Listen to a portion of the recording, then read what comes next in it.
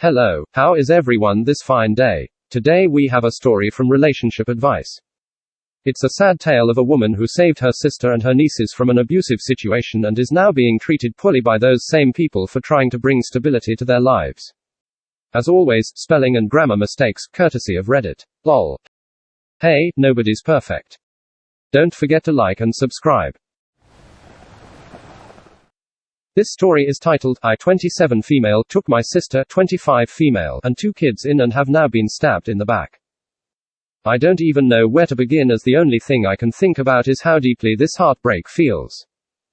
Some backstory: my sister was a teen mom. She had her first daughter at 16 and then her second only a year later. Her life has not been easy, and she never finished high school, among a lot of other things that happened along the way. We are complete opposites. I have my career, no kids, and am currently in school again. She was in an abusive relationship with a drug addict for about 8 years.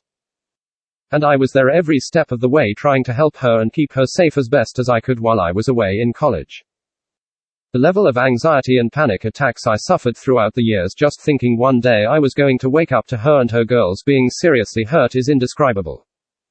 So, all I ever wanted was to take them away from that situation and keep them safe. In 2019, I finally convinced her, and I worked hard enough to move her with me 400 miles away from the abusive baby daddy.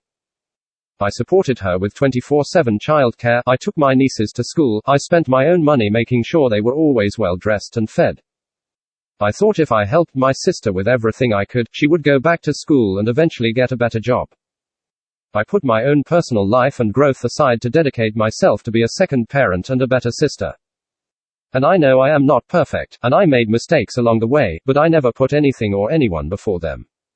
Fast forward to this past week. It has been a little over a year since my sister first moved in with me. Well, now she has a new boyfriend who has shown up to be her rescuer, and of course she doesn't need me anymore. Through a text message, she has declared that she is moving out this weekend because living with me feels like prison. She is not even mature enough to have an adult conversation and provide appropriate notice for a lease her name is on until 2022. Now I am being left with having to figure out how to pay her portion of the rent on top of mine. Keep in mind that my debt has only grown in the last year while I covered expenses for 3 additional people when she couldn't afford something. Now why is all this happening? Well, living with me is like living in prison because I tell her to please clean up in the common areas. I try to teach my nieces to be responsible by having them clean after themselves, practice proper hygiene, and take schoolwork seriously. I like to live in a clean environment, and my sister is clearly the opposite, so me constantly asking them to clean after themselves results in living in prison. Another example, I am technically only supposed to be the babysitter from 5 p.m. to 1:30 a.m., which are my sister's working hours. The rest of the day is supposed to be for my work and my schoolwork. Well, in this past year never has that been the case. My nieces are with me 24/7 to say the least, obviously until I send them to bed. My sister goes to work without having to worry about what meals they will have. She sleeps in until 2 p.m. every day, wakes up, eats, goes back to work. So, when does she care for her daughters? I ask myself that too. Now going back to I'm not perfect. I am human, I make mistakes. Living in a cluttered and dirty environment has always caused me stress. Having to constantly pick up after others to avoid this gets tiring. So, do I always say it in a nice way? Maybe not, but in the end, I know this is probably only a surface area issue. So, I am trying to understand why my sister is doing this. But none of this matters when we have the worst thing she could have done to me. My nieces will never see me the same way. My nieces lived through the constant fighting and fear caused by the parents' relationship. They have a lot of trauma. I quickly recognized signs and tried to get them help at school as much as I could. I love them with all my heart and never wanted them to live in that kind of environment, and this is why I did everything I could to keep them happy and safe, and also why I am so hurt. After all this moving out transpired and my sister and I got in multiple fights through text message. She had the audacity to sit my nieces down and tell them all kinds of things about me that are untrue. She told them that I am a selfish individual, that I hog food and water at home. That I only do things for them so I can hold it over their heads and say, you will treat me like this after everything I've done for you. These are all words that my nieces shared with me. So hearing it from them hurt even more. She told them that they have to move out because they are a burden to me. Among many other things that I cannot even type because my stomach sinks and I haven't gotten this ache out all week. When I confronted her about this and told her that it was not okay to create an image of me in their heads that is untrue, she simply replied, "They are truths. They are my perception of things I have lived with you." This was after she had asked me not to bring the girls into our fight and then went behind my back and stabbed me with the sharpest knife she had. I know this is all over the place and probably doesn't make any sense, but this is only part of a long story. I guess I am here tonight because tonight was the worst night. After my older niece had been acting different in the way she interacts with me all week, tonight my heart broke even more. As I approached my sister to have an adult conversation about the situation, she was there, and the look on her face when she looked at me was the same scared, anxious look she would have when her drug addict dad would start a fight with her mom. She looked at me like I was the person going to hurt her. She yelled at me, "Don't talk to me. Don't talk to me. Leave me alone," when all I did was look at her and address her to say, "I don't understand why you're crying and looking at me like this. I am talking to your mom." The next few minutes after that, I tried my hardest to talk in my most calm voice, and I did not let the hurt I was feeling show through. To be seen by my nieces as someone mean and capable of hurting him, that was the last straw. I don't care if I go broke from having to finish out this lease. I don't care if my sister leaves with her new man. I wish that it works out for her because I won't be there the next time. But what breaks me down to my core is that the two little girls that I was trying to protect and heal now see me as a monster and like the bad person that doesn't want them around. I don't know how to heal and move on from this. I do not want my sister to be part of my life anymore. I don't know what to do.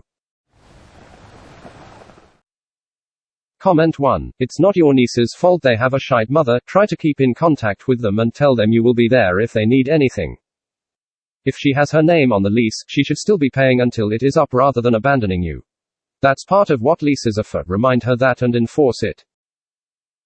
Comment 2. I just want to say I'm so sorry, Op. Your sister is truly horrible for how she treated you. If you can't maybe talk to your nieces one-on-one without their mom there and just let them know you'll be there for them. It's really sad how she prioritizes her new relationship over stability for her kids, to the point she lies about you to them. Disgusting. Some people aren't made to be parents. I feel very sorry for the kids, and for you. I hope it works out in the long term somehow. Comment 3. There is a huge part of a backstory to why you are this way and why she is this way. She craves attention and being victim, and you play the rescuer. I don't know if you were given the role of rescuer by your parents because they were absent, but you have spent your life worrying about someone who clearly doesn't do the same.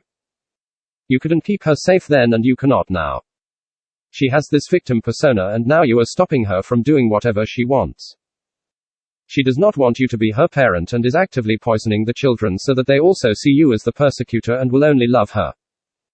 You also have a part to play. You have tried to implement rules in your house for another grown-ass adult who clearly doesn't like having rules. You have tried to parent the children as she is clearly neglectful, but all that does is show up her awful parenting skills and she is now defensive about it. Hence blocking you in the way she knows how to do to gain sympathy from the children by telling lies about you. You could never save her from her own choices. You cannot parent her or the children. You cannot stop her making all the mistakes in the world and neglecting the children and ruining any chance of a relationship with you. And you would be hurting them if you keep trying, as your sister has the upper hand here. What you can do is withdraw, get someone in to help you with rent, or look at moving if you can. Look after yourself first.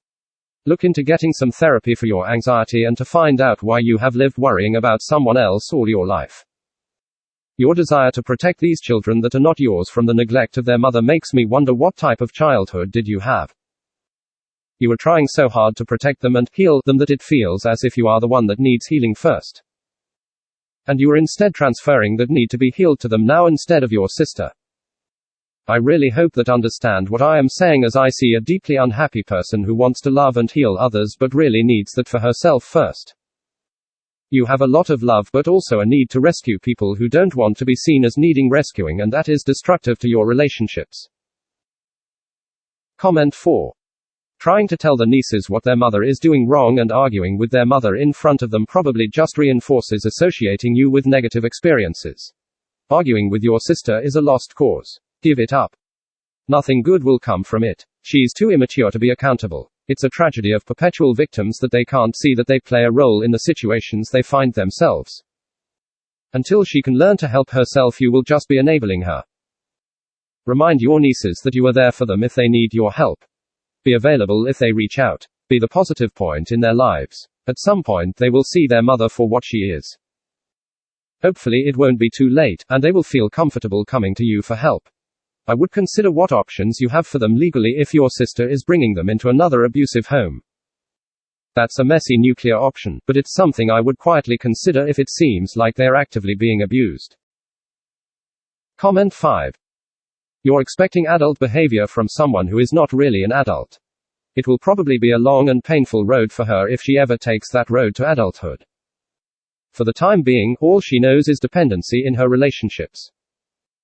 The only way you're going to be able to live with this long term is if you get some distance between yourself and your responses and emotions, otherwise you'll reach burnout.